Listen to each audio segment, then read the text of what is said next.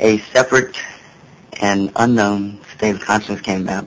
Here I was, lying in bed, waiting for this vibration to stop so I could go to sleep. And I began to think about Saturday and what a nice day Saturday would be, simply because of the fact that a cold front had come through, and it meant that up at Wurtsboro, where I was a member of a glider club, that the ridge lift would be tremendous. And that's when I found myself bumping against the ceiling.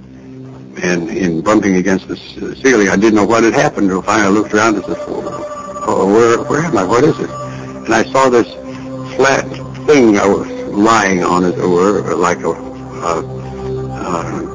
concrete floor, and there was a fountain coming out of it. From the fountain, when I got positioned the other way around, was the chandelier hanging down from the ceiling, and I was bouncing against the ceiling. And I thought, oh, now I know what this is.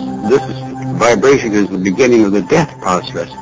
Children are very intuitive, and there was an intuitive knowing that there was something going on.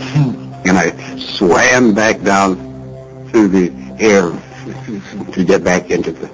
And I was able to flop back in the body, and I sat up.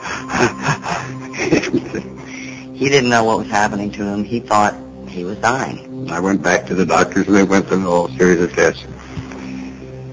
And so finally, I was very careful about this vibration and the control of it.